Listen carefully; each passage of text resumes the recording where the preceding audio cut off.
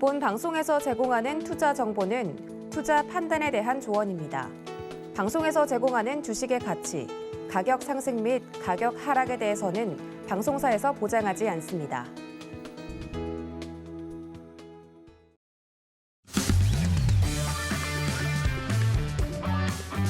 안녕하세요. 해외 시장 소식을 가장 빠르게 만나보는 시간, 해외선물 신세계 리턴즈의 손자입니다.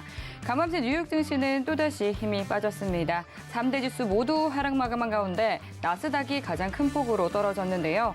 2월 소비자 물가 지수가 40년 들어서 최고치로 올라섰고 또 러시아가 서방 국가들에 대해서 비료와 목재 수출을 중단하겠다라고 밝히면서 인플레이션 장기화에 대한 우려가 더욱더 짙어졌습니다. 여기에 러시아와 우크라이나 외무장관 회담이 성과를 거두지 못한 채 끝나면서 증시가 힘을 받지 못했는데요. 10년물 국채 금리는 1.99%, 그리고 달러 인덱스는 98.5달러 선까지 오르면서 거래를 마쳤습니다. 골단은 또다시 온스당 2,000달러를 회복했는데요. WTI는 오펙 플러스의 증산 가능성과 또 이란 핵합의 기대감이 재차 확인되면서 2.5% 떨어진 배럴당 106달러 선에서 마무리됐습니다. 그리고 또 투자 실력을 2배로 키워가실 수 있는 주말 무료 특강 마련되어 있습니다. 잠시 후에 함께하는 골드도치 마스터님께서는 이번 주 일요일 오후 1시에 유가와 달러의 상관관계에 대해서 알려주실 예정이고요. 또 선견 선생 마스터님께서는 일요일 밤 9시 30분에 5일선 기법과 21선 기법 3탄 강의를 해주신다고 합니다. 참여 원하시는 분들은 샵 0082번으로 신세계 세 글자 적어서 문자 보내주시면 되겠습니다. 그리고 해외 선물과 관련한 궁금한 사항들은 노란톡 통해서 질문 보내주시면 되는데요. 참여 방법은 샵 0082번으로 신세계라고 적어서 문자 보내주시거나 우측으로 나가고 있는 QR코드 스캔하시고 입장해 주시면 되겠습니다. 노란톡으로 보내주신 질문 내용들은 방송 중에 실시간으로 내용 흐름에 맞춰서 답변 드리니까요. 1시간 동안 끝까지 함께 하시면서 질문 보내주시면 되겠습니다. 네, 그럼 본격적으로 해외 선물 신세계 리턴즈 시작합니다.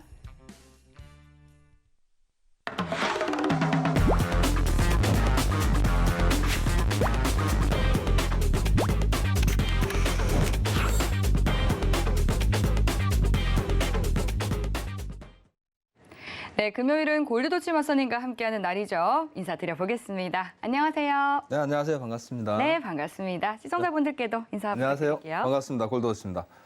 자, 저번 주와 이번 주 정말 증시가 깜짝 놀라고 있습니다. 모든 지수와 원자재, 골드, 유가, 나스닥 등등이 생각하지도 못하는 진폭을 보여주면서 투자자들을 굉장히 당혹스럽게 만들고 있는데, 자, 오늘 여러분들하고 제가 얘기를 나눌 것은 달러와 유가입니다. 달러와 유가의 상관관계와 그리고 현재 동조 현상, 달러와 유가가 왜 같이 올라가고 있는지, 그렇게 올라가고 있으면 지금 현재 시장은 어떠한 시각으로 현재 상황을 바라보고 있는지, 그리고 우리가 다음 주에 또 어떠한 시장 분석으로 대처를 해 나가야 될지에 대해서 잠시 후에 여러분들하고 같이 한번 만나도록 하겠습니다. 감사합니다. 네, 정말 시시각각 쏟아지고 있는 이 여러 이슈들 속에서 또 어떤 정보를 명확하게 봐야 하는지 또 1시간 동안 골드도치 마스터님과 함께 시장 이야기 나눠보도록 하겠습니다. 지금 현재 시각 오후 10시 57분 지나가고 있는데요. 먼저 오늘의 이슈부터 체크해 보시죠. 나스닥은 푸틴이 우크라이나 회담에서 긍정적인 변화가 있었다고 발언하면서 매수세가 유입되고 있습니다. 골드는 러시아와 우크라이나의 긍정적인 협상 소식에 하락하면서 11선을 터치했습니다. 오일은 주요 산유국의 공급 확대 노력에 최근 급등에 따른 차익 매물이 출회되고 있습니다. 유로FX는 ECB 총재가 인플레이션 전망이 지속될 시 3분기 APP 채권 매입 종료가 가능하다고 말했습니다. 네, 나스닥부터 유로FX까지 오늘의 이슈 짚어봤습니다. 네, 그럼 시장 이야기 보다 자세하게 마스터님과 함께 나눠보도록 할게요. 네, 마스터님, 오늘은 또 달러와 유가의 상관관계에 대해서 준비해 주셨다고요? 네.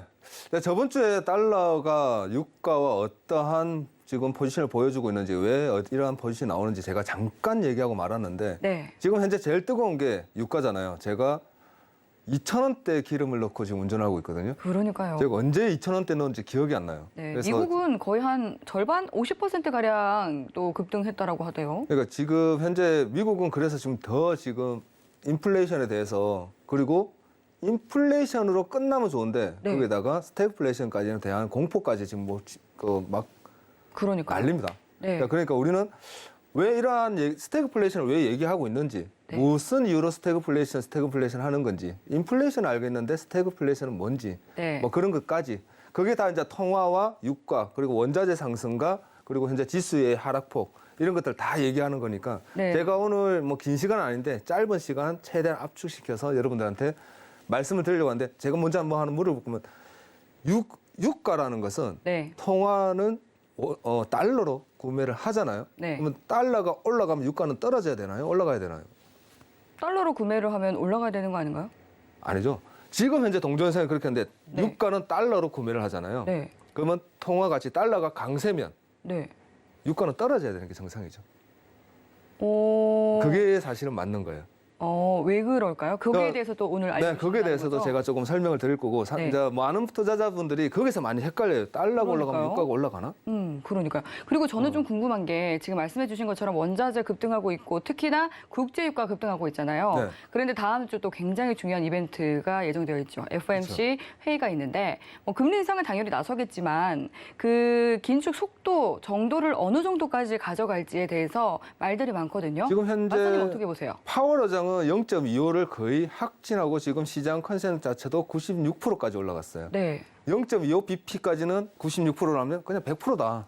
0.25는 확정이다라고 얘기하는데 제임스 블러드 같은 존재는 뭐라고 얘기하냐면 아니다. 7월 달까지는 우리가 1%대까지는 올려놔야 된다라고 얘기를 하고 있어요. 그래야지 현재 인플레이션 상황이 조금 그러니까요. 완화될 것이다라고 네. 얘기하면서 거의 지금 현재 시장이 얘기하는 제임스 블러드 같은 경우는 17대 1로 싸우는 거예요. 혼자 그렇게 발언을 하고 있는데 거기서 이제 조금씩 그 동조세가 지금 따라오고 있다는 거죠. 네, 제가 왜 또 이런 질문을 드리냐면 전일에 갑작스럽게 또 이 라가르드 총재, ECB의 라가르드 총재가 관망을 할 것으로 예상이 됐었는데 네. 조금은 또 매파적인 기조를 보였단 말이죠. 그렇죠. 이 지금 어제 뉴스가 그런 뉴스가 떴어요. 네. ECB 총재, 유럽 중앙은행 총재가 우리는 이제 동결을 할 것이다. 그리고 긴축 완화 정책을 마무리하고 우리도 긴축으로 들어갈 것이다라는 발언을 하게 되면서 네. 지금 시장이 조금 눈치를 보고 있어요. 왜냐하면 그러니까요. 유럽 중앙은행이 긴축을 하기 시작하면 통화의 반대급부인 달러에 굉장히 큰 압박을 주게 됩니다. 그렇다면 네. 달러 강세가 조금 누그러질 수도 있다는 거거든요. 예, 그래서 유로가 좀 꿈틀꿈틀하더라고요. 유로화가 이제 그래서 조금씩 네. 꿈틀꿈틀대고 있고 달러가 어저께 달러가 조금 하락폭을 보여주었습니다. 제가 달러 같은 경우는 제가 여러분들한테 말씀드린 게 여러분 100달러 선까지는 가능합니다. 99불에서 100달러 터치를 못하고 지금 빠졌고 96, 8불 이렇게 떨어졌는데 제가 말씀드린 게 저번 주에 여러분들한테 제가 말씀드리기를 거의 고점 시그널을 보여주고 있습니다, 여러분. 그러나 제가 생각하는 고점은 달러는 102, 103불까지는 열려 있다고 봐야 되겠습니다라고 했는데 어저께 이제 유럽 중앙은행에서 동결을 얘기하면서 조금 압박을 받고 조금 조정이 들어갔다라고 지금 읽고 있어요. 자, 그런 상관관계에서 지금 현재 달러와 유가 제가 지금 여러분들 말씀드린 건 달러와 유가 상관관계예요. 제가 PPT를 좀 보여드리면 네. 제가 요거부터 좀 오늘 짚어 넘어가겠습니다. 달러 상승과 유가의 상관관계인데, 자, 달러와 유가는 어떻게 구분하냐면 달러는 안전자산입니다. 왜 안전자산이냐? 쉽게 얘기하면 시장이 위험할 때 신흥국들이 달러를 빌려 쓰면 선진국가 대출해서 갚으라고 얘기를 하겠죠. 그죠? 그러면 신흥국은 공장과 물품들을 팔아서라도 그걸 갚습니다. 그러면 갚게 되면 통화는 좀 더 구매가 많아지겠죠. 원화로 갚을 수는 없으니. 그러니 달러가 강세를 보이기 시작합니다. 그렇기 때문에 달러는 시장이 위험할 때 달러는 강세다라는 얘기를 하게 되는 거예요. 그럼 유가는 위험 자산입니다, 여러분. 그래서 동저 현상을 보이는 게 아니라 반대급부로 움직여야 된다는 거죠. 달러가 만일에 유가가 예전에 100드럼에 100불이었다면 시장이 안전적일 때는 그것이 반대로 달러의 하락, 시장이 안정적이니까 달러가 약세입니다. 그렇기 때문에 드럼을 샀을 때 작은 금액으로 살 수가 있는 거죠. 그러나 달러가 달러가 강하게 되면 달러가 올라가면 당연히 유가 가격은 떨어져야 된다는 게 당연한 시장의 이제 방향성이었어요. 그리고 우리가 흔히 알고 있는 상식이었고. 근데 현재 시장은 동조현상, 달러가 올라가고 유가가 올라가고 있는 시장을 보여주고 있다는 거예요. 유가는 실물 경기가 좋을 때 상승을 합니다. 경기가 좋을 때 수요와 공급에서 수요가 많기 때문에 경기가 좋기 때문에 가격이 올라가게 되는 거고, 달러는 시장의 리스크가 클 때 금방 설명드린 것처럼 상승하는 것을 보여주는 거예요. 원유 결제 통화로서는 기축 통화로 사용되고 원자재 결제 통화는 달러입니다. 1950년대, 60년대 미국이 굉장히 제일 큰 안전적인 나라로 모든 시장에서 모든 나라에서 미국의 신용도를 높게 봤기 때문에 그때부터 기축 통화로서 역할을 하면서 사우디와 원유를 구매할 때 달러로 구매를 하기 시작하면서 지금까지 이어져 오는 것이고, 그래서 달러가 강세일 때는 유가 가격은 당연히 하락을 해야 된다.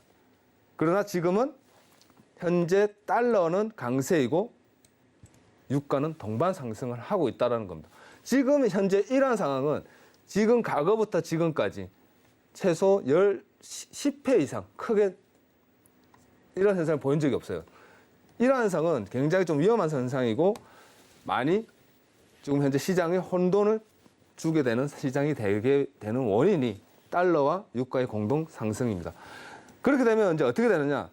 원유는 달러로만 결제 가능한가? 원유는 달러로만 가능합니다. 그래서 지금 이란 해협 협상을 하니 많이 하면서도 이란과의 미국과 관계가 이렇게 조금 힘들어지는 이유도 예전에 중국과 달러가 아닌 중국의 돈으로 화폐로 결제를 하게 되면서 이런 현상이 만들어졌다라는 것도 예전에 뉴스에서 많이 나왔던 부분이고요.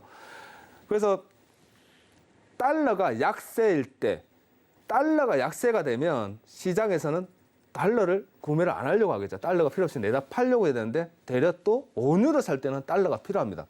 그래서 원유와 달러의 이런 민첩한 관계에서 달러가 안정적인 바닥을 받쳐주게 되는 거예요. 안정적으로. 그래서 기축통화라고 얘기하는 겁니다. 그래서 달러는 안전성을 보장을 받는 것이고, 현재 달러와 유가 상승 추이를 먼저 보게 되면 여러분들이 지금 이 부분을 좀 지켜봐야 돼요. 제가 19년도와 2000년도까지의 구간을 나눠봤습니다. 유가는 상승하는데 달러는 보합권에서 하락폭을 보여주고 있죠. 그러면서 2000년대 팬데믹 이후 같이 하락폭을 보여줍니다. 그때부터 달러와 유가는 같이 올라가게 되는 거예요. 이렇게. 그전에는 달러가 상승하게 되면 유가는 떨어졌죠. 달러가 상승하면 유가가 떨어지고 유가가 상승하면 달러가 떨어졌습니다. 왜? 시장이 원하는 컨셉은 반대였기 때문이라고 생각하시면 간단해요. 시장이 안 좋으니까, 시장이 지금 하락세를 주고 있고 시장이 어려우니까 달러의 구매력이 높아져서 강세를 보여주는 안전자산이고, 유가는 시장이 좋아야지만 올라가는 위험자산이다. 그렇기 때문에 반대로 움직여야 된다는 게 시장의 당연한 상식이고 우리가 투자를 할 때 기본 컨센을 가지고 있는 부분입니다. 자, 그런 것을 지금 현재 팬데믹 이후 계속적으로 동조 현상을 보이면서 시장에서 뭐라고 얘기하냐면 스태그플레이션이 올 것이다라는 전망을 내놓고 있는 거예요. 왜? 원자재 상승은 물가 상승을 일으키게 되는 거죠. 지금 현재 시장입니다, 여러분. 지금 현재 원자재 가격들이 니켈 같은 경우는 나중에 차트를 한번 제가 살짝 보여드릴 건데 거의 미쳤습니다. 완전 불꽃도 그런 불꽃이 없죠. 지금 현재 그 정도의 원자재 상승을 보여주면서 물가가 굉장히 크게 올라가고 있는 상황입니다. 그래서 인플레이션이 굉장히 크게 올라가고 있고, 어저께 발표했던 CPI 소비자 물가 지수가 7.9%까지 역대급으로 지금 현재 계속 올라가고 있고, 다음 달은 CPI 지수를 우리가 좀 더 유념을 봐야 돼요. 다음 달에는 다음 주에 있을 FOMC 회의 이후에 물가가 어떻게 되느냐. 당연히 올라는 가 있겠으나 그 다음 달 나오는 FOMC 회의에서 다음 주 있을 FOMC 회의에서 지수의 방향성과 그리고 통화 기축을 어떻게 방향성을 잡고 있느냐. 그리고 나서 금리 인상을 한 이후에 지수의 방향성을 어떻게 보여주느냐, 원자재의 방향성을 어떻게 잡아주느냐에 따라서 조금 더 방향이 틀어집니다. 그렇기 때문에 물가 상승률을 일으키고 물가 상승은 자연스럽게 다시 인건비의 상승으로 올라가고 있고 인건비의 상승은 다시 인플레이션으로 인한 물가와 인건비 상승, 거기에다가 이제 지금 현재 제일 중요한 것은 지정학적 리스크까지 겹치면서 인플레이션을 일으키면서 소비 심리가 위축이 되는 거예요, 여러분. 그것을 반복, 리사이클 하게 되면서 현재 시장은 매우 혼란한 상황이고 여러분들이 알고 있는 것처럼 이래서 스태그플레이션이 일어나게 되는 거구나. 왜? 경기는 위축이 되고 악화되면서 시장 물가는 계속적으로 올라가는 상황. 그것을 스태그플레이션이라고 합니다. 그래서 시장에서는 현재 이러한 상황 때문에 많이 원자재 하락폭을 계속 얘기하고 있고 원자재 가격, 원유 가격을 떨어뜨리기 위해서 노력을 하고 있다라고 생각하시면 되는 거예요. 좀 현재 이러한 상황들을 전체 다 여러분들이 이해를 하시면 현재 지금 움직이고 있는 상황은 원유의 하락폭이 어디까지 떨어지겠냐는 거죠. 지금 제가 저번 주에 여러분들한테 나와서 기술적 분석으로 원유의 상승폭은 130불까지는 열려 있습니다. 여러분 130불대에서의 저항대가 분명히 잡혀줄 겁니다라고 제가 설명을 드렸어요. 근데 이번 주 고점이 130불대입니다. 그리고 나서 115불이 이탈된다면 여러분 105불까지의 하락폭을 보여줄 겁니다. 라고 기술적 분석에서 분석을 해드렸는데 오늘의 저점이 104.50불 정도의 지지 라인을 형성시키고 있으면서 이탈을 시켜주지 않고 있다는 거죠. 전일 유가가 한 20불 떨어졌죠? 네. 20불 떨어지면서 하루 만에 큰 하락폭을 보여주면서 시장이 깜짝 놀랐습니다. 저 역시도 깜짝 놀랐고요. 그 하락폭이 103불이었습니다, 여러분. 지금 현재 유가는 하락폭에 대한 반등 매수와 그리고 다시 재하락이라는 포지션을 보여주고 있다는 거예요. 이러한 반대, 급락이 나온 이유가 아랍에 대한 아랍에서 발언한 우리는 증산을 좀 더 할 수 있다라는 그 발언 이후 하락폭을 두었는데 그 다음날 바로 번복을 했습니다. 우리는 오펙과 같이 가야 될 것 같다. 그러나 증산은 우리가 오펙과 같이 한번 논의를 크게 나눠보겠다라는 뉴스와 함께 반등을 하면서 다시 좀 꼬라박고 있거든요. 지금 현재 그러한 상황입니다. 이러한 상황에서 지금 지정학적 리스크는 여러분들이 알다시피 계속적으로 조금씩 더 진정되고 있고 지금 현재 우리는 지정학적 리스크를 보는 것보다 다음 주에 당장 있을 긴축을 좀 더 내다봐야 되지 않을까. 긴축 쪽으로 좀 더 포커스를 맞춰서 투자 방향성을 잡아가야 되지 않을까 생각하고 있습니다. 원자재 가격은 니켈만 조금 굉장히 큰 방향성을 보여주고 있어요. 크게 움직이고 있다. 그것도 지금 중국에서 뭔가의 이슈로 인해서 지금 현재 올라가고 있다라고 전망을 하고 있는 부분이고 지금 현재 원자재 유가와 더불어 모든 원자재는 다시 조정폭을 주고 있습니다. 그러면서 골드도 역시 안전자산인 골드도 조금 하락폭을 보여주고 있다라고 이해하시면 되겠고 다음 주에 있을 FMC 회의 이후에 여러분들이 이제 바라봐야 할 방향성은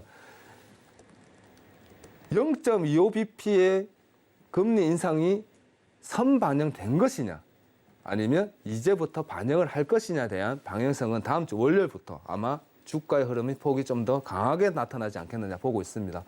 자, 현재 유가의 상방 방향성과 동저현상, 유가와 달러의 동저현상으로 인해서 여러분들이 바라봐야 되는 것은 달러도 강세고 유가가 상승하고 있는 유가도 강세면 지금 현재 우리나라 시장으로 돌아보면 달러와 원화 관계에서 원화의 약세로 인해서 원화가 약세인데도 유가까지 상승을 보이면 두 개의 고충을 겪게 되는 거죠. 그러면서 우리나라도 마찬가지로 증시가 다음 달 2분기 때는 조금 더 어렵지 않겠느냐라고 보고 있습니다, 여러분.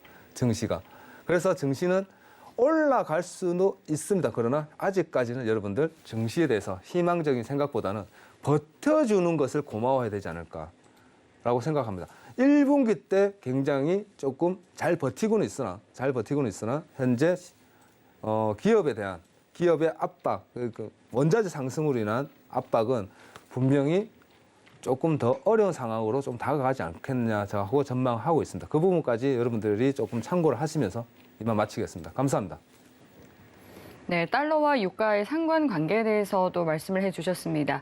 그런데 이제 이런 지금 현재 지정학적인 이슈가 좀 지속이 되고 있기 때문에 지금 말씀해주신 이 역의 관계가 성립하지 않는 것이다 이렇게 짚어주신 네. 건데 그렇기 때문에 근데 사실 시장은 어떠한 원칙이라든지 이론을 가지고 또 보기에는 너무 또 빠르게 변하고 또 예외 상황도 좀 많은 것 같습니다. 그리고 당분간은 좀 조심해야 할 필요가 있다 이렇게 짚어주셨는데 그렇다면 이 시청자분들께 앞으로 이 투자를 좀 어떻게 이어가는 게 좋을지 좀 이 차트 보면서 설명해 주시면 좋을 것 같거든요.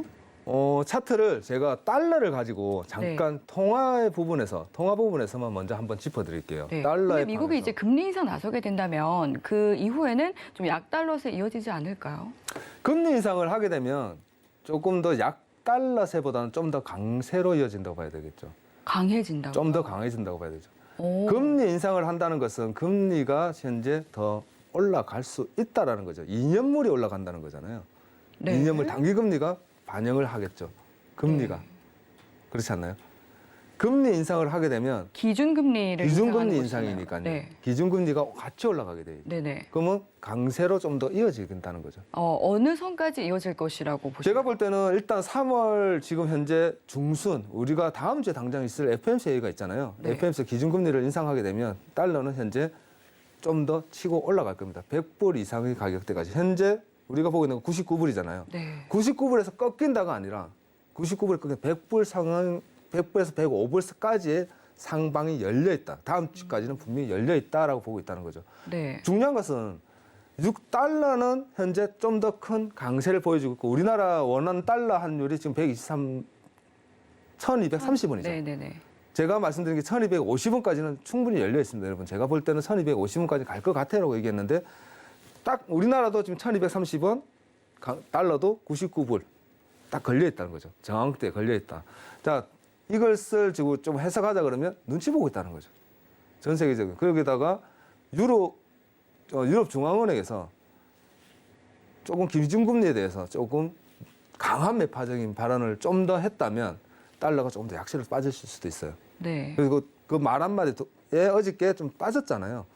유로화에 따른 반대 국부 통화를 좀 더 생각하는 게 맞지 않을까. 네. 저는 그렇게 생각하고 있죠. 지금 현재 FOMC 회의에서 달러가 좀 빠질 거라기보다는 네. 제가 조금 전에 말씀드린 것처럼 이미 선반영되었겠느냐, 이제부터 반영을 할 것이냐는 솔직히 모른다는 거죠. 시장은 선반영되었다. 조금 있으면 기준금리 이후 좀 조정폭을 줄 것이다라고 얘기를 네. 많이 해요. 네. 근데 저는 항상 얘기하잖아요. 조정을 줘야 조정 거다. 조정을 해야지 조정이 되는 거지. 네. 그것을 예단해서 미리 섣불리 놨을 필요는 없다라는 거죠. 왜냐하면 이제 달러 같은 경우는 지금 계속해서 고점을 높여왔고 많이 올라 있는 상태고 유로화는 정말 지금 바닥 구간이잖아요. 그래서 이제는 미국이 기준금리 인상에 나서고 또 ECB에서도 지금 조금씩 그 목소리를 높이고 있는 상황이기 때문에 이제 유로화가 강해지면서 달러화가 좀 약세로 돌아서지 않겠느냐 하는 목소리가 좀 큰 것이 사실이긴 합니다. 지금 시장의 컨센은 그렇게 잡혀 있어요. 예, 하지만 유로화가 마스터님은 네. 조금 더 다른 의견을 조정폭은 주시는데, 네. 하락 이후 바닥 다지는 시간은 필요합니다, 여러분. 네. 그것을 당장 내일부터 올라가지 않을까? 다음 주에 당장 올라가지 않을까? 통화가 그렇게 한순간 반대로 막 널뛰듯이는 하지는 못해요. 기준금리라는 게. 네. 통화는 그렇잖아요. 통화가 모든 상품의 통화로 다 움직이는데 기준 통화가, 기축 통화가 널뛰듯이 왔다 갔다 할 수는 없다는 거죠. 그렇죠. 그렇기 때문에 조정이라는 기간은 분명히 생각을 해야 된다는 거예요, 여러분. 그 조정 기간. 지금 현재 통화, 달러가 계속적인 우상향의 지금 일봉 차트입니다, 여러분. 네. 일봉 차트가 99.425포인트에서 지금 멈춰 있어요. 그죠? 네. 100불까지 코앞에 있습니다. 근데 과연 이것을 못 넘어가겠냐는 거죠. 오늘도 물론 도지에 딱 올라가지도 내려가지도 못하는 상황에서 걸려가 있습니다. 그런데 현재 달러는 조금 더 상방이 열려 있다라고 보는 게 맞지 않겠느냐. 달러의 상승과 이제 원유의 중요한 것은 원유가 오늘 쳐올려 주겠느냐 아니면 105불 하단 아래에서 놀고 있냐. 우리는 그걸 중요하게 생각해야 될 것 같아요. 유로화는 아직까지는 좀 더 하락폭을 남아 있고 그리고 중요한 것은 바닥을 다져야 되는 기간이 좀 더 남아 있다라고 생각하시는 게 충분히 우리가 투자하는 데서 도움이 많이 되지 않을까 생각합니다. 여러분들 투자하시는 데 있어서. 유로화가 이번 분기 FOMC에서 긴축을 하고 나서 그리고 금리가 인상되고 나서 그때부터 이제부터 한번 지켜볼까 하셔도 충분히 시간이 돼요. 우리나라 증시도 마찬가지입니다. 우리나라 증시도 마찬가지고요. 통화가 달러가 좀 더 약세로 접혀주는 하락을 보여준다면 하락을 보여주고 나서 조금 더 내려갔을 때 우리나라 증시에 대한 희망을 조금 더 가지고 그때부터 조금 차트에 대해서 재투자에 대해서 좀 바라보시는 게 안정적인 투자라는 거죠, 여러분. 예측을 하고 내가 섣불리 예측을 하고 여러분들이 먼저 나서는 것보다 시장의 흐름을 따라서 그 뒤에 차분히 따라가셔도 충분히 좋은 결과가 있을 거라 생각하고 있습니다. 감사합니다. 네. 그리고 또 지금 보니까 니켈이 굉장히 큰 폭으로 상승하고 있습니다. 무려 70%가량 급등해 있는 상황인데요. 이에 따라서 계속해서 좀 전기차주들도 영향을 받고 있습니다. 테슬라도 전기차 가격 인상 소식을 발표했고 또 이틀간 니켈 가격은 지금 235%나 또 폭등을 했거든요. 이 전기차 배터리로 쓰이는 니켈이 이렇게까지도 급등을 하고 있는데 따라서 또 우리 국내 시장의 관련주들도 좀 영향을 받을 것 같은데 이 부분 좀 어떻게 보세요? 지금 현재 거의 중국에서 한 네. 기업에서 니켈을 거의 쓸어 담듯이 하고 있어요. 네. 그 전 뉴스가 뭐가 나왔냐면 그 기업에서 제가 솔직히 기업 이름이 생각이 안 나요. 네. 제가 준비를 안 하고 왔는데 이름만 딱 생각이 안 나는데 그 기업에서 매도를 때렸다는 거죠. 그러니까 공매도를 찼다는 겁니다, 여러분. 네. 공매도를 치고 나서 공매도가 계속 니켈이 올라가니까 그 부분에 대한 니켈을 매입을 했다는 뉴스가 떴단 말이에요. 그래서 니켈 가격이 3만 대였어요. 3만 대. 앞에 3짜리가 하루 만에 4짜리로 바뀌었습니다, 여러분. 굉장히 조금 이례적인 거죠. 이례적인 거죠. 네. 진짜 말도 안 되는 겁니다. 그러니까요. 원자재 등 부분에서. 자, 이러한 부분을 좀 따지고 앞으로 이 상승세가 그렇다고 해서 하루 만에 바로 떨어지지는 않을 거예요. 그렇기 때문에 우리나라 기업에서도 충분히 영향을 분명히 받을 겁니다. 그렇기 때문에 지금 현재 2차 전지 쪽으로 가격이 올라간다라기보다는 우리나라 증시에는 좀 나쁜 영향으로 다가오지 않을까 그렇게 보시는 게 맞을 것 같습니다. 네, 좋습니다. 또 시장의 또 주요 이슈 짚어봤고요. 그럼 노란톡으로 보내주신 질문에 대해서 답변해 보도록 할게요. 먼저 호두님께서 보내주신 질문부터 보겠습니다. ECB가 쥐고 있는 APP란 어떤 것일지 또 질문을 주셨는데 설명 부탁드릴게요.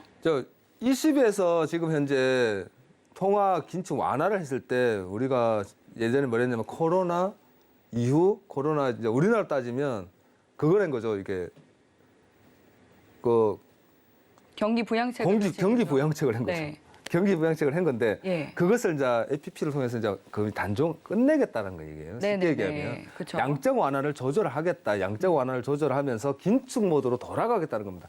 FOMC 회의 미국으로 따지면 우리가 지금 FOMC 회의에서 제일 먼저 뭐기 양적 완화의 마감이라고 했잖아요. 그리고 나서 긴축으로 바로 돌아가겠다. 그거하고 똑같이 보시면 되겠습니다. 그러면서 차츰차츰 베이비 스텝으로 양적 완화를 종료하고 긴축 모드로 돌아가겠다. 그게 이제 다음 분기 6월 달 이후 아마 조금 시장에 좀 더 반영이 되지 않을까. 그래서 제가 말씀드리는 게 1분기, 1사분기는 이미 끝났고 2사분기 FOMC 회의에서 긴축 이후에 그리고 5월 달에 0.5bp까지 올리겠다는 지금 얘기가 솔솔 나오고 있습니다. 7월 달까지 1포인트까지의 금리 인상이라면 3번 남았는데 그중에 한 번은 0.5가 들어가야 된다는 거죠. 그렇기 때문에 그렇게 조금 베이비 스텝이냐 아니면 큰 걸음으로 한 걸음 가겠느냐 그것까지 다 지켜보고 나면 유럽에서 지금 현재 긴축을 다시 접어들 수도 있다라고 보시면 될 것 같아요. 자, 그렇게 이해하시면 좀 빠를 것 같습니다.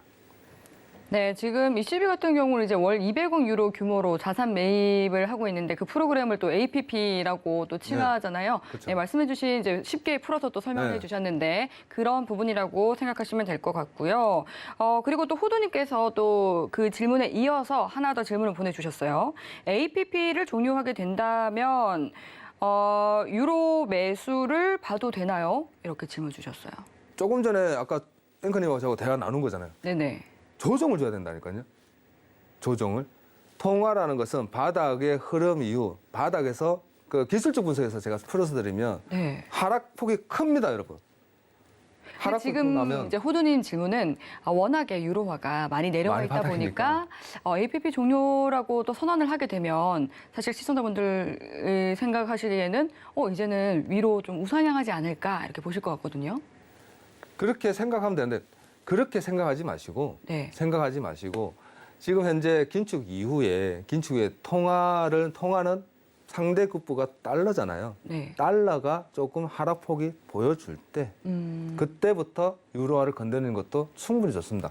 만일에 지금 다음 달에 있을 FMC에서 0.25bp의 인상을 하였는데도 제가 말씀드린 대로 100불 이상의 달러가 강세를 보여주면 유로화는 분명히 떨어져야 됩니다, 여러분. 그렇기 때문에 매수를 급하게 보시지 마시고요. 달러가 조정을 좀 보여준다면 지금 현재 달러 차트입니다. 여러분 차트 잠깐 보여드리면 현재 달러 차트가 지금 현재 99불이라는 저항대에 딱 걸려가 있죠. 강한 저항대에 지금 머물러 있습니다. 이 부분이란 말이에요. 그죠? 요까지를 제가 보고 있는 거예요. 여기까지. 여기서 요 부분까지를 제가 지금 현재 최소한 요 부분까지는 올라와 주지 않을까. 골드를 제가 기술적 분석에서 말씀드렸고 오일에서 기술적 분석으로 저항대, 강한 상승폭을 말씀드린 것처럼 달러도 저만큼 열려 있습니다. 그러나 당장 다음 주가 이제 FMC이기 때문에 요 FMC 이후에 달러의 상승폭이 두드러진다면 조금 다음 달 초중반까지는 조금 지켜보시면서 달러가 하락폭 11선이 이탈될 겁니다, 여러분. 11선은 달러 차트를 조금 유심히 지켜보면서요. 달러가 이렇게 98불 이하로 떨어지고 97불 선에서 머물러서 하락폭을 보여준다면 그때부터 여러분들 유로를 좀 적극적인 매수로 한번 생각해봐도 되지 않을까. 지금 현재는 그렇다는 겁니다. 다음 주부터 여러분들이 생각하는 것처럼 APP가 종료되고 ECB에서 동결을 하면서 매파적인 발언이 나왔는데 유로가 지금 현재 조금 바닥을 움직인다. 그러면 상승할 수 있지 않겠느냐. 다음 주 이후에 그리고 4월 달부터 한번 그 생각은 가져보시는 게 시간적인 타이밍에서 조금 맞지 않을까. 저는 그렇게 보고 있습니다. 감사합니다. 네, 그리고 이어서 들어온 질문 만나보겠습니다. 박찬환님께서 보내주셨고요. 러시아와 우크라이나가 휴전을 하게 되면 다음 주 이 주가가 좋을까요? 라고 또 보내주셨거든요. 우크라이나하고 러시아 지정학적 리스크가 지금 끝난다는 것은 현재 러시아가 받은 타격이 너무 크거든요. 회복이 조금 힘듭니다. 지금 현재 상황에서는. 네. 현재 진짜 말 그대로 러시아는 17대 1로 싸우는 거예요. 전 세계가 러시아를 진짜 이렇게까지 한 나라를 공격한 전례가 없을 정도로 네. 그렇게 강한 타격을 주고 있는데 휴전 협상을 한다고 해서 바로 좋아지지는 않겠죠. 그래서 제가 얘기하는 거는 2, 4분기까지는 조금 이대로 흘러가지 않을까. 그런데 지금 이제 선물 시장의 흐름을 보면 이런 또 뭐 협상 그 회담에서 좀 진전이 있었다라는 시그널이 조금만 나와도 지금 굉장히 좀 좋은 흐름 보여지고 있거든요. 그렇기 때문에 또 이런 질문을 보내주신 것 같은데 하지만 안심하기에는 이르다. 이러고 지금 현재 나스닥이 조금 반등을 보여주고 있어요. 살짝. 네. 굉장히 좀 살짝 반등을 보인 겁니다. 현재 추세 트렌드는 아직까지도 하락이고요.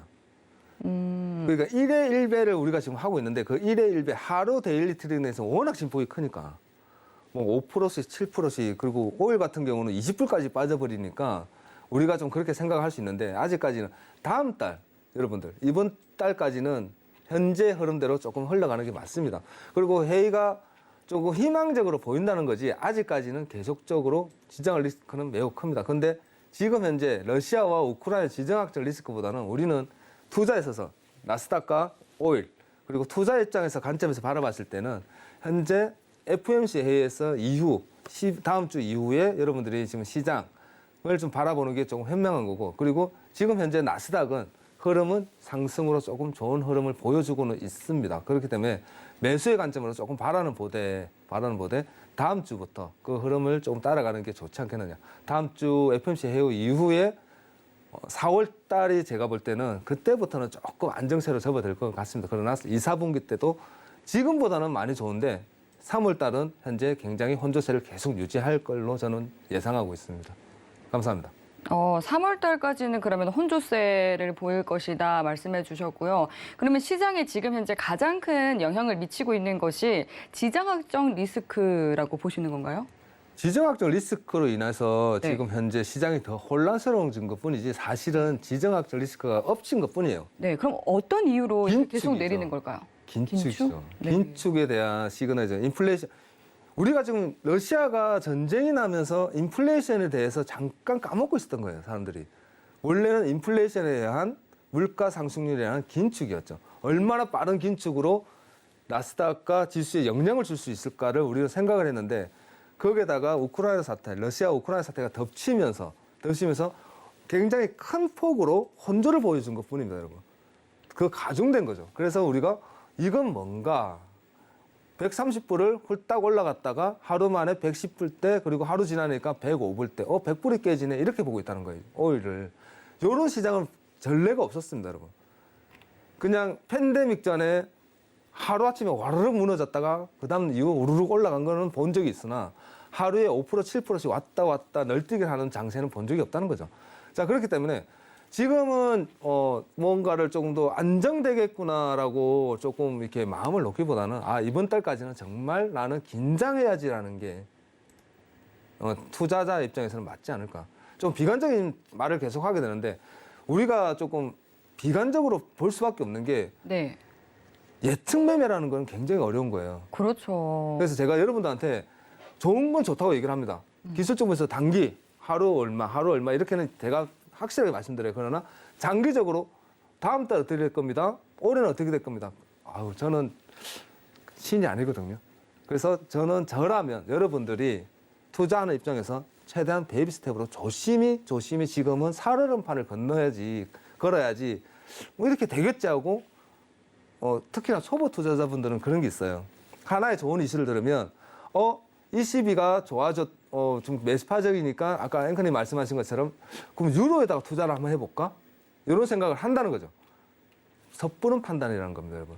조금 시간을 좀 가지고 천천히 움직여서도 충분히 좋은 결과가 나옵니다.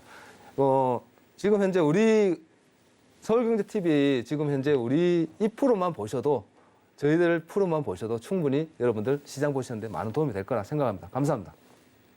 네, 지금 현재 또 오후 11시 30분 뉴욕 증시가 개장을 했습니다. 먼저 개장 상황 살펴보고 오겠습니다.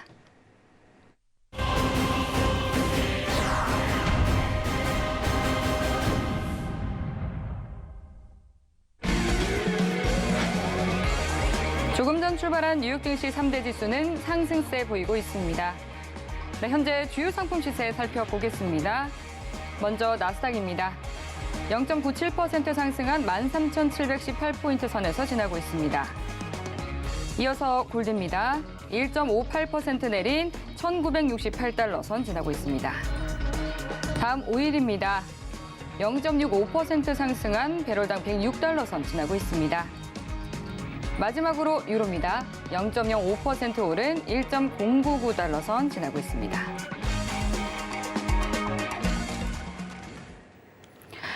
네, 지금 각 상품별로 또 이 개장 상황 살펴보고 왔습니다. 이 상품별로 대응 전략은 오늘 또 마스터님께서 어떻게 세워주실지 팻말 통해서 확인해 보도록 하겠습니다.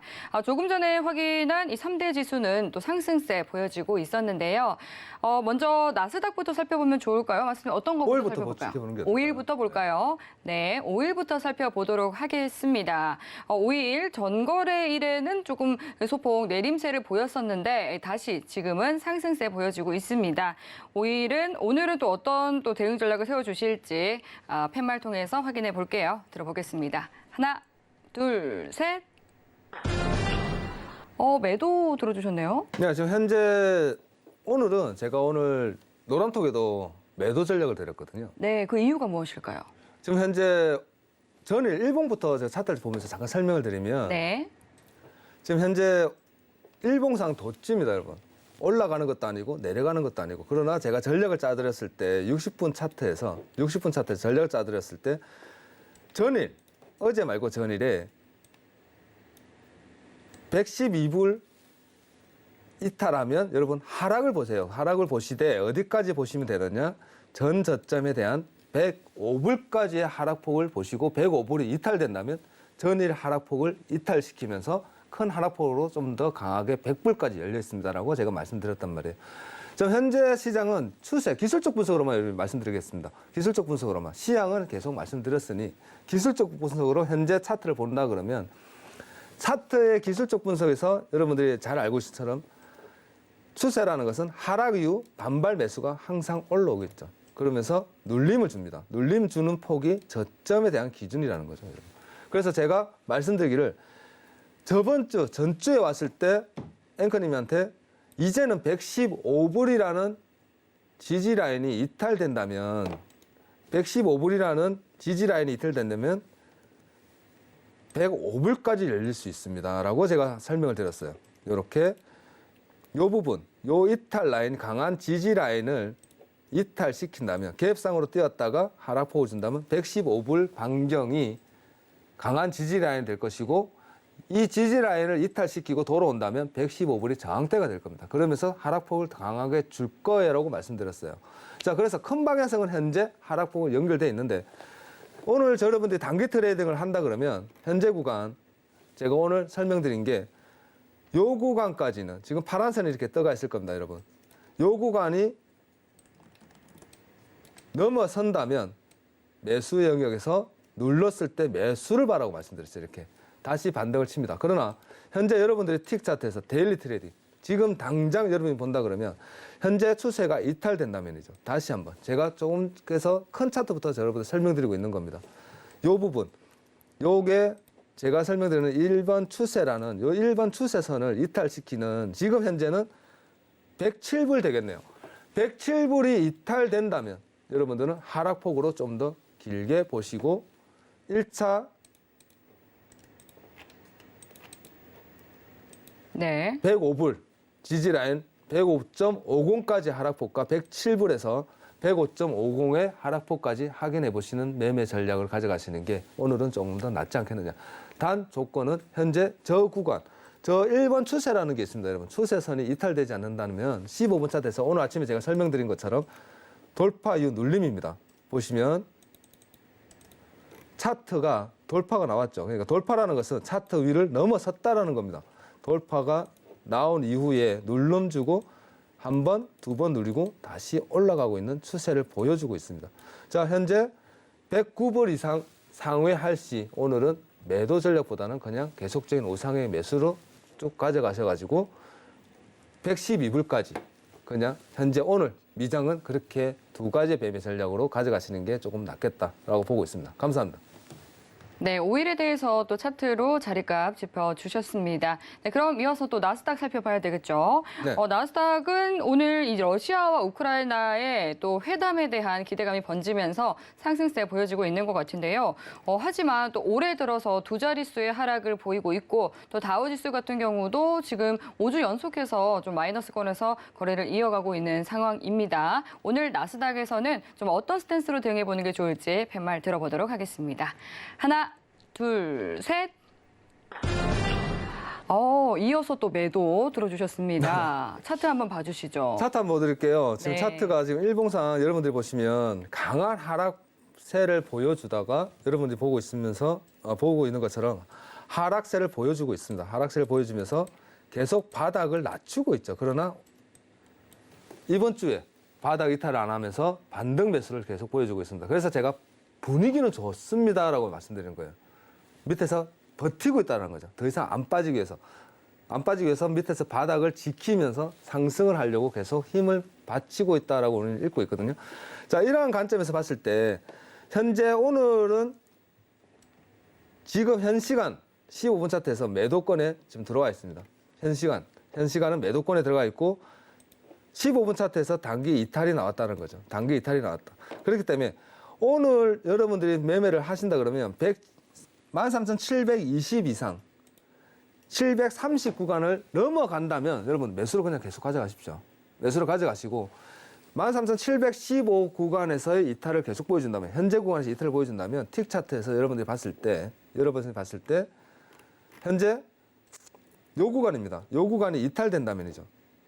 요 구간이 이탈된다면 670입니다. 670이 이탈되면 따라붙어서 계속적인 하락폭을 가져가시되 여러분들이 어디까지 가져가셔야 되냐면 제가 보고 있는 하락폭은요.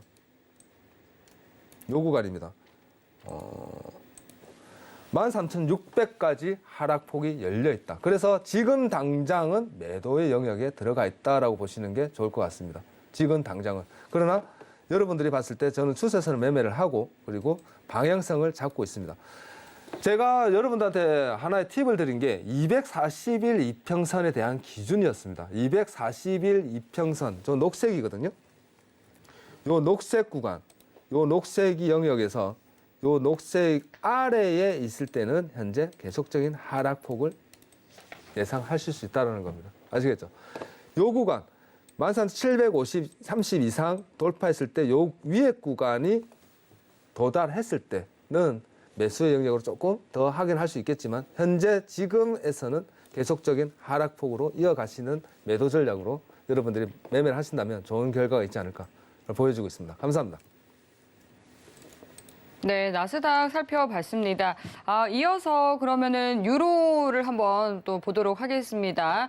유로 지금 ECB에서 라가르드 총재가 저는 예상치 못했던 조금 강한 어조의 발언을 내놓으면서 시장도 조금 놀란 상황인데요. 전문가들은 이에 대해서 조금 위험한 발언이었다 이런 의견도 있는 상황입니다.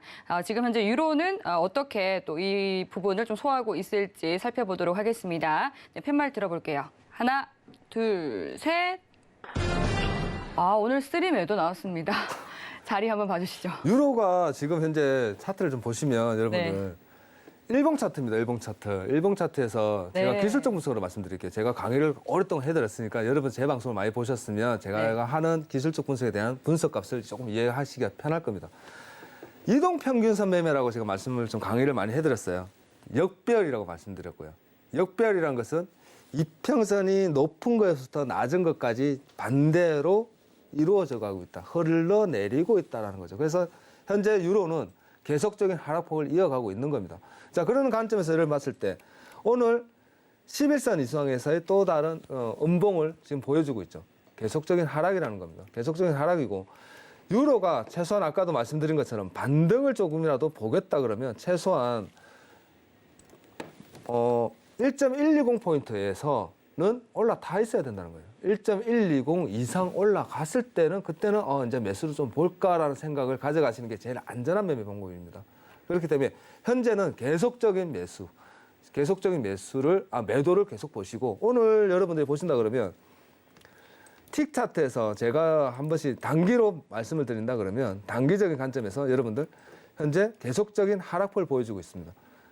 이 하락폭이 오늘 이어진다면 1.9760포인트를 이탈한다면 따라 붙어 보십시오. 따라 붙어서 저점이 이탈하는지만 확인이 된다면 1.960 이상의 06960 이상의 하락폭을 보여준다면 오늘은 계속적인 하락으로 이어가시는 게 좋지 않을까. 저는 그렇게 분석하고 있습니다. 감사합니다. 네, 유로 살펴봤습니다. 그럼 이어서 또 골드 살펴보도록 할게요. 골드는 또 최근에 이제 안전자산 선호 현상에 따라서 강세를 보였었다가 또 2,000달러 선 밑으로 떨어졌다가 다시금 또 올라서는 지금 굉장히 좀 출렁이는 장세를 보여주고 있습니다. 심리적인 상징 구간인 2,000달러 선을 오가고 있는데 골드 오늘은 어떤 전략 세워주실까요? 팻말 들어보겠습니다. 하나, 둘, 셋. 골드만 유일하게 매수 들어주셨네요. 네. 골드 같은 경우는 지금 현재 계속적인 좀 상승으로 이어가지 않을까. 지금 바닥 구간에 다져지지 않았나 보고 있어요. 그 바닥이 어딜까요? 지금 현재 1960포인트. 제가 어제입니다. 2000포인트 회복했구나. 그리고 운전해서 지금 이 자리에 왔는데 네. 2000포인트 언저리에 지금 있을 줄 알았어요. 당연히. 근데 굉장히 큰 하락폭을 보여줬습니다. 지금 또 떨어져 있거든요. 1970달러 선 부근인데. 네. 그래서 다시 2000불을 회복하러 가지 않을까. 저는 그렇게 전망하고 있어요. 근데 제가 좀 궁금한 부분이요. 지금 저희가 시간이 많이 없긴 한데 그러니까 골드와 실버 그리고 뭐 구리 최근 들어서 급등했던 이 금속 관련된 이 상품들이 모두 다 지금 하락세 보여주고 있거든요. 원자재가 조정을 줬죠. 유가 조정 포가가. 그래서 제가 아까 말씀드린 게 유가가 원자재와 유가가 하락폭을 보여주고 있다라고 제가 아까 말씀드린 코멘트한 게 그 부분이거든요. 네, 그러면서 알겠습니다. 기술주의 반등을 이어지고 있다. 빕스 공포 지수와 빕스 이제 변동성 지수가 조금 안정권을 보여주면서 안정권을 보인다는 것은 기술주의 반등을 얘기하는 거예요, 여러분. 그리고 원자재가 안정권을 조금 조정폭을 주고 있다는 얘기고. 그래서 골드와 원자재가 좀 떨어진 겁니다. 제가 그래서 오늘은 현재 골드는 조금 상승의 여력으로 조금 상승 매수의 관점에서 지금부터 좀 지켜보시는 게 낫지 않겠나 보여주고 있습니다. 감사합니다. 네, 바쁘게 달려오다 보니까 또 어느덧 마칠 시간이 됐습니다. 저희 또 신세계 리턴즈는 주말에도 여러분들과 함께 하죠. 골드도치 마스터님께서는 일요일 오후 1시에 오늘 또 말씀해 드렸던 이 유가와 달러의 상관관계에 대해서 보다 더 알찬 내용으로 다뤄드릴 예정이고요. 그리고 선견 선생 마스터님께서는 일요일 밤 9시 30분에 5일선 기법과 21선 기법 3탄 강의를 해주신다고 합니다. 샵 0082번으로 문자 보내주시면 참여 방법 알려드리고 있고요. 그리고 참고로 본 방송에서 제공하는 정보는 투자 판단에 대한 조언일 뿐 해당 상품의 가치나 수익률을 보장하지 않습니다. 서울경제TV는 자본시장 통합법을 준수합니다. 1:1 투자 상담과 유사 출신 행위 등 모든 불법 사항을 엄중히 금지합니다. 네, 오늘 저희가 준비한 내용은 여기까지입니다. 오늘도 늦은 시간까지 함께해 주신 여러분 고맙습니다.